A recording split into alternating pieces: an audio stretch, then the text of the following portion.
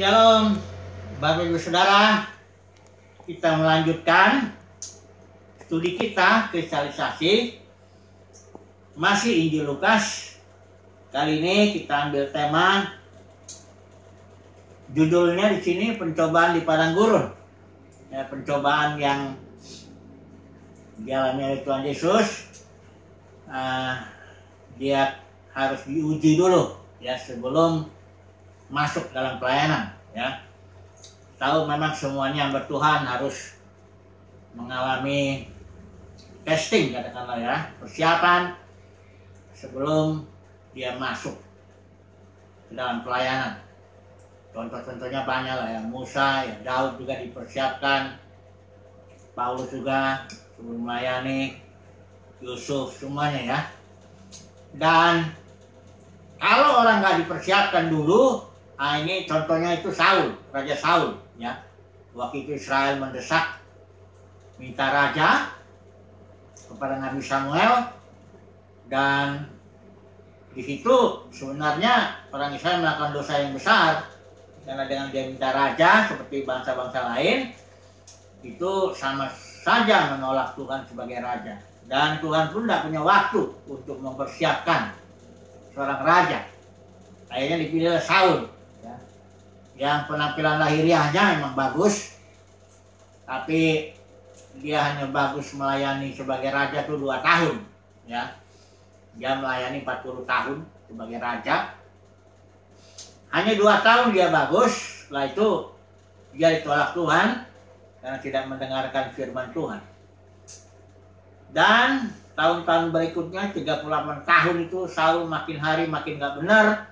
Akhirnya dia malah ke penyembahan berhala, matinya bunuh diri dan sebagainya. Ini karena kurang disiapkan. Beda dengan Daud. Daud sudah dipersiapkan ya sebelum dia menggantikan Saul. Dan Daud disiapkan di padang, di gua-gua, di gurun ya. Kejar-kejar Saul lah ya, disiapkan dia di sana. Sehingga ketika dia menjadi raja, kalaupun dia jatuh karena kasus Batseba, dia bisa bangkit lagi. Ya, ini bedanya ya. Jadi semua kita, saudara dan saya disiapkan. Dan Alkitab selalu bicara kalau padang gurun itu suatu tempat, katakanlah ya, persiapan sebelum seorang hamba Tuhan melayani. Nah, mari kita melihat di sini. Dalam kasus Yesus, dia dipersiapkan dengan puasa 40 hari ya. Barangkali dia minum juga karena dikatakan di sini dia hanya lapar ya. Jadi 40 hari tidak makan dan dia dicobai oleh si jahat ya. 3 pencobaannya. Nah, untuk menjelaskan ini sebenarnya Yesus bukan hanya di sini dicobai, dia dalam sepanjang pelayanannya dia dicobai juga. Karena di pasal 22 ayat 28 Yesus bilang begini. Ayat 28-nya ini ya. Kamulah yang tetap tinggal bersama-sama dengan aku dalam segala pencobaan yang aku alami. Jadi ketika dia bersama murid-murid, dia juga dicobai. Tapi yang ini khusus ini ya. Satu sisi kita juga disuruh berdoa juga, berjaga-jaga supaya jangan jatuh dalam pencobaan ya. Karena kalau saya baca nanti kita melihat ini pencobaan ini kayaknya secara manusia nggak ada yang bisa lolos ini dari pencobaan ini. Ya, ada 3 jenis pencobaannya. Jadi orang kita diperintahkan berdoalah dan berjaga-jagalah agar kamu jangan jatuh ke dalam pencobaan ya. Tapi kalaupun kita harus dicobai ya, kita belajar dulu sebentar ini. Ada 3 tipe pencobaan ya. Kita minta bantuan dulu dari 1 Yohanes 2 ayat 16. Di sana dikatakan yang apa? Keinginan daging 1, keinginan mata, dan kampuhan hidup. Ini katanya bukan berasal dari Bapa tapi berasal dari dunia. Nah, kita mau bahas ini. Yang pertama keinginan daging, ya. Yang kedua nanti keinginan mata. Baru yang ketiga keangkuhan hidup. Ini pencobanya bisa dibantu begitu ya, memperjelas. Mari kita lihat pertama dulu. Percobaan pertama. Lalu berkata, ini ayat 3 ya. Lalu berkatalah iblis kepadanya, jika engkau anak Allah, suruhlah batu ini menjadi roti.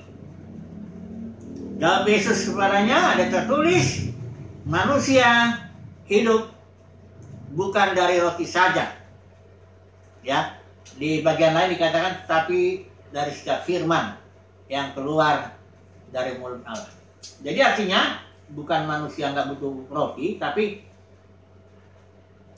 di sini Yesus menekankan bahwa fokus seseorang itu jangan roti, kira-kira begitu, ya. Karena kalau kita lihat juga dalam Injil Yohanes, ya Yesus buat mukjizat itu 5 roti 2 ikan, kasih makan 5.000 orang. Nah, mereka senang, setelah itu mereka mencari Yesus. Yesus bilang, kamu mencari aku karena kamu sudah makan roti itu dan kamu kenyang. Karena Yesus berharap mereka makan roti yang nggak salah, itu memang kebutuhan. Tuhan juga yang bikin itu. Tapi itu hanya sebagai tanda. Roti hidup itu yang mau Yesus sampaikan itu. Dia ingin mengungkapkan kepada orang banyak bahwa orang banyak ini harus makan roti hidup itu. Fokus roti hidup, jangan roti yang jasmani itu, gitu kira-kira. Ya. Jadi makanya dalam Injil Yohanes itu kita lihat sebentar, itu perkataan pertama dari Tuhan Yesus kepada murid orang yang datang sama dia. Dia bilang, apa yang kamu cari? Ya. Karena ini fokus hidup orang, ini yang menjadi persoalan di sini dalam pencobaan ini. Ya. Jadi kalau orang fokusnya ke yang jasmani, disinilah pencobaan itu ya. Disinilah kegagalan itu. Walaupun itu kebutuhan, tapi fokus hidup kita jangan yang jasmani, kebutuhan jasmani. Karena manusia hidup enggak itu, justru yang nomor 1 itu firman, kebutuhan firman. Itu. Karena kalau kebutuhan roti tercukupi, bagaimanapun juga manusia enggak bisa puas, enggak bisa cukup. Tapi sebaliknya kalau kebutuhan firman cukup, maka seberapa roti yang Tuhan berikan, kita rasa puas. Ini sebenarnya yang pencobaan iblis itu, dia mau tes gitu loh ya. Ini dia fokus kepada roti atau kepada firman. Padahal kondisi Yesus waktu dites itu sedang lapar-laparnya, sedang butuh-butuhnya roti banget. Ya. 40 hari nggak makan. Ya. Tapi begitu Yesus dites oleh iblis, ternyata Yesus mengutamakan firman, bukan roti. Ya. Nah ini ya. Nah sekarang coba dulu kita aplikasikan di sini, ya. Ini kita yang hidup ini juga bagaimana ya? Apakah kita mengutamakan roti atau firman? Ya. Nah ini persoalannya, ya. Saya mau singgung dulu sedikit mengenai khotbah-khotbah atau pengajaran lah ya, atau katakanlah guru palsu lah ya. Karena guru palsu ini dia itu, atau kita langsung aja dulu kita minta bantuan dulu surat Yudas ya. Saya sudah sering ini menyinggung ini berulang-ulang karena ini pencobaan yang pertama soalnya ini. Kalau ini aja udah nggak lolos, ya sudah. Apalagi kita udah hancur ya. Kita lihat di sini ya, guru palsu itu. Saya bacakan, nah ini terjemahan ILT ya, karena lebih jelas ini saya. Karena ada orang-orang tertentu yang menyusup dengan diam-diam, mereka yang sejak dahulu telah terdaftar ke dalam penghakiman, yaitu orang-orang fasik, ini konteksnya guru-guru palsu ya, menyelewengkan anugerah Elohim ke arah rangsangan badani. Jadi guru palsu ini ngomongnya begini, Tuhan itu baik, Tuhan itu peduli sama kita, Tuhan mengasihi, tapi diarahkanlah maksudnya supaya kebutuhan roti kau akan makmur, sehat, diberkati ini dan itu, dihargai orang, sebagainya. Ke arahnya situ. Sementara Yesus inginnya, kehendak Bapa ini ya begini. Ketika dia bikin makan orang 5.000 orang itu roti, sebenarnya tujuannya dia ingin orang banyak melihat tanda itu. Bahwa akulah sebenarnya roti hidup itu. Engkau harus mencari aku. Roti hidup. Ya. Jadi jangan berhenti di roti jasmani itu. Ya. Jangan jadi fokus ke situ. Jangan cari aku untuk itu. Itu Tuhan Yesus tidak berkenan begitu. Dia ingin orang banyak melihat tanda. Dalam arti bahwa roti jasmanianya tanda aja. Yang roti hidup itu adalah Yesus. Dan kita cari roti hidup. Ya. Sama waktu Tuhan Yesus juga bicara sama perempuan Samaria. Dia bicara air. Dia sebenarnya mau sampaikan, akulah air hidup itu. Ya, kamu tidak akan haus lagi kalau minum dari air yang kuberikan, kata Yesus. Atau misalnya dia membangkitkan Lazarus, orang mati itu.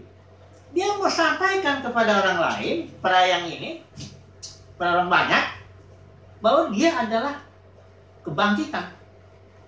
Jadi sebenarnya kasih karunia Tuhan, anugerah Tuhan, kebaikan Tuhan, haruslah disampaikan sedemikian sehingga orang fokus kepada siapa Tuhan, pengenalan akan Tuhan. Ya, jangan membuat orang fokusnya semakin jasmani. Nah, kalau pengajaran guru palsu itu dia bilang Tuhan baik kepadamu, Tuhan mencintai engkau. Ya, pokoknya apalah macam-macam kan. Engkau akan dibikinnya sukses, kira-kira begitu, makmur, sehat. Semuanya arahnya jasmani. Ini guru palsu. Itu mirip dengan yang asli. Ya. Kasih karunia Tuhan diberitakan luar biasa, tapi arahnya itu bukan kepada pengenalan akan Tuhan, bukan kepada pembentukan perubahan fokus, tapi arahnya yang jasmani. Soalnya sekarang begini. Ketika Tuhan mengintervensi, katakan begitu ya, intervensi hidup seseorang, dia akan bawa rencananya, dia akan bawa caranya, dia akan bawa kehendaknya, ya. Dia akan tukar hidup kita, diproses kita, ganti hidupmu itu yang lama ganti dengan yang baru, ya. Waktu dia datang dia kalau lihat Petrus itu tadinya nelayan, I will make you a fisher of men, supaya fokusmu tidak lagi ikan, tapi jiwa. Jadi Tuhan itu datang mengintervensi, tidak membuat orang itu jadi tambah fokus kepada dunia, makin cinta uang, makin cinta roti, bukan begitu. Tapi khotbah daripada guru palsu itu membuat orang cinta dunia ini, cinta roti, cinta uang. Kenapa? Karena dia bilang begini, semua Tuhan itu baik, dan hidupmu akan bahagia, hidupmu akan sukses, engkau akan semuanya ke arah manusia. Manusiawi, sukses manusiawi. Nah ini ya. Kalaupun dia singgung-singgung sedikit kerohanian itu samar-samar, ya. Dan dia juga khotbahnya banyak menyinggung uang, UUD istilahnya, kalau ujung-ujungnya duit. Ya entah duitnya ngomongnya perpuluhan, entah buah sulung, entah apa pun juga. Bilang suruh nabur sini, supaya kau diberkati nanti. Malah ada pengotua yang nggak malu-malu. Dia bilang gini, kalau kamu makan di restoran kan bayar. Ya kalau makan di sini ya bayarlah. Nggak malu. Nggak malu lah, tangan-tangan dagang firman tuh udah nggak malu lagi. Udah belak-belakan aja lah ya. Ini guru palsu ini. Dan guru palsu saudara pikir jangan jumlahnya sedikit, bukan. Alkitab selalu di dalam perjanjian lama itu nabi-nabi palsu lebih banyak daripada nabi yang asli. Contohnya lah di zaman Elia. Elia cuma sendiri yang merasa ya, walaupun sebenarnya ada 7.000 umat Tuhan yang nggak pernah sujud kepada Baal. Tapi Nabi Baal ada 400 yang Asyira 440. Ya. Mayoritas itu nabi palsu di setiap zaman itu biasanya begitu. Kalau di sini zaman ini ya dunia kekristenan yang sudah jatuh karena roh Isabel, roh Nikolaus, Silarak ini ya, roh Bileam, perdagangan. Ini mayoritasnya ya guru palsu yang selalu kalau khotbah menggunakan kebaikan Tuhan dengan arah kesuksesan manusiawi. Itu tidak salah memberitakan kebaikan Tuhan, memang Tuhan baik. Tidak salah bicara kasih Tuhan, memang Dia mengasihi. Ya, yang salah tuh arahnya itu membuat jemaat malah makin cinta uang, cinta roti, cinta kemakmuran, cinta kesenangannya, bukannya makin kenal Tuhan. Ya. Nah ini dia. Karena begini, kalau itu diberitakan, kalau kita Tuhan mengintervensi hidup seseorang, itu betul-betul hidup orang itu memang mengalami konflik, katakan begitu. Ya. Mengalami konflik. Kalau kita minggu lalu kita bicara Tuhan intervensi Maria, hamil dia sebelum nikah. Ya. Mau cerita sama orang hamil oleh Roh Kudus nggak akan orang ngerti. Setiap orang-orang masuk itu diintervensi oleh Tuhan, rencananya tuh dia obrak-abrik, hidupnya tuh diganggu. Ya.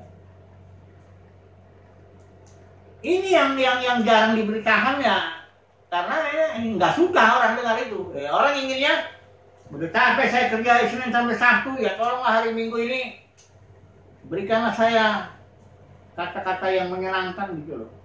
Ya. Nah ini guru palsu ya banyak ya. Ini pencobaan. Nah kalau pencobaan yang pertama ini kedagingan ya, ingin daging ya, keinginan daging itu roti ya. Ini kalau kedagingan ini nggak diselesaikan ya, itu sudah gagal yang pertama. Sudah gagal pencobaan pertama ini ya. Semoga saudara dan saya menyampaikan firman Tuhan sedemikian sehingga orang menjadi ingin mengerti Tuhan, ingin cari Tuhan, ingin memahami maksud Tuhan, ingin memahami kemana ini sebenarnya Tuhan yang kau membawa aku ini. Apalagi kalau membuat kita seperti Maria itu, jadilah kepadaku sebagaimana yang kau inginkan. Jadi cinta keinginan Tuhan. Nah ini dia. Semoga saudara dan saya dipakai Tuhan seperti itu. Ya. Jadi pencobaan pertama ini keinginan daging, ya kita harus lulus lah gitu. Ya. Yang kedua, pencobaan yang kedua, ini keinginan mata ini. Ayat 6. Kata iblis kepadanya, segala kuasa itu, ini sebenarnya iblis tunjukin Yesus semua kerajaan dunia. Terus kata iblis kepadanya, segala kuasa itu serta kemuliaannya akan kuberikan kepadamu, sebab semuanya itu telah diserahkan kepadaku dan sebagainya. Jadi yang ditawarkan iblis di sini, ini asal ya, ayat 7-nya ini. Jadi jikalau engkau menyembah aku, seluruhnya itu akan menjadi milikmu. Seandainya Yesus mencintai kuasa ya, ingin jadi orang berkuasa, berotoritas dan mencintai kemuliaan diri sendiri. Nah ini kena ya. Ya, karena itu iblis bilang ini semua diserahkan sama aku akan berikan kepada siapa asal kau nyembah aku. Kalau orang senang senang dihargai, gitu ya, senang kuasa, senang kemuliaan, ya, kehormatan, gitu ya. Orang Farisi ini orang Farisi ini dua yang pertama itu di Injil Lukas ini dia ini hamba Mammon, hamba Mammon ya. Nanti kita akan belajar ini. Udah gagal ya pencobaan pertama. Yang kedua orang Farisi juga itu cinta kehormatan manusia. Oh dia sangat ingin dihargai, ya, sangat ingin dihormati. Orang Farisi ini, ya, dia sangat ingin punya jabatan dalam dunia keagamaan. Nah, saya mau singgung dulu sedikit saya. Dalam dunia keagamaan, dunia kekristenan saat ini juga sudah masuk hierarki, jenjang otoritas itu. Jadi tadinya gereja itu organisme. Otoritas itu milik otoritas hayat. Organisme itu otoritasnya otoritas hayat. Tangan, kaki nggak punya otoritas, ya. Dia hanya bergerak sesuai dengan hayat. Ngalir darah ya dia bergerak. Ya. Ada otoritas yang didelegasikan dalam organisme. Otoritas hanya satu, otoritas Tuhan. Makanya Yesus bilang, jangan seorang pun disebut kamu pemimpin. Akulah pemimpinmu dan hayat itu yang mengatur hidup organisme. Ini kalau organisme. Kalau udah masuk Nikolaus itu kan Nikolaus menaklukkan kaum awam, masuklah hierarki. Adalah jenjang jabatan itu. Yang paling tinggi itulah yang paling punya otoritas. Kalau denominasi, yang paling tinggi itulah yang punya otoritas. Ini tidak seharusnya ya, tapi pencobaan kedua, denominasi itu rontok. Karena sudah sewajarnya, artinya gini lah, semua orang udah tahu lah, dalam denominasi itu semua orang cari angkat yang paling atas. Karena dia paling atas itu, disitulah kuasa, disitulah kemuliaan, disitulah termasuk uang akhirnya juga. Ya, kalau di kantor enggak apa-apa. Dalam dunia politik, dalam dunia ekonomi ya, perusahaan-perusahaannya emang itu semuanya pakai jenjang itu, organisasi sebagai alatnya. Tapi gereja jangan gitu. Tapi karena dunia kekristenan gereja sudah jatuh, nah orang-orang yang ingin jabatan, ingin kuasa, ingin kemuliaan, karena Farisi itu, nah itu kena. Makanya Wahyu 18 ayat 4 nasihatnya keluar dari sistem itu bukan sistem Tuhan itu, ya, bukan demikian. Kak Yesus bilang semua kamu saudara, organisme. Tapi kalau yang itu pemerintahan dunia itu. Ini pencobaan untuk denominasi rontok habis. Karena setiap denominasi dalam bahkan lembaga Kristen itu yang amanah pun bentuknya jabatan, kehormatan, uang, semua di situ. Ya, memang hidupnya di situ, pelayanannya ya di situ. Ini udah gagal yang kedua ini, percobaan kedua. Yang ketiga ini angkuhan hidup, ya. Ini pertunjukan show ya. Ini tidak usah kita bahas terlalu dalam. Pendeknya kalau yang satu pencobaan roti gagal, kedua kuasa, kemuliaan, kehormatan pun gagal, ya sudah. Ini namanya bukan melayani Tuhan lagi. Ya, semoga Bapak Saudara kita dibebaskan dari semuanya itu. Kalau saya percaya begini, kalau orang betul-betul lah dia diintervensi oleh Tuhan, otomatis hatinya berubah, fokusnya akan menjadi Tuhan, fokusnya akan jadi mencari kemuliaan Tuhan. Kayak Paulus, begitu ada sinar menyoroti dia, langsung dia bilang, Tuhan, dia langsung menyebutnya Tuhan. Ini luar biasa. Semoga Bapak Saudara, ya, tetap memang kita harus berdoa, jangan kita jatuh dalam percobaan. Tapi semoga, ini saya mengatakan begini ya, karena ini anugerah Tuhan juga ini. Ya, anugerah Tuhan ketika saya dilawat Tuhan begitu langsung fokus saya berubah. Tujuan saya berubah. Ya, fokusnya nggak lagi dunia ini. Saya udah ingin kenal siapa ini yang mengintervensi hidup saya. Tahun 1978 saya diintervensi oleh anugerah, pilihannya itu langsung berubah fokus hidup saya.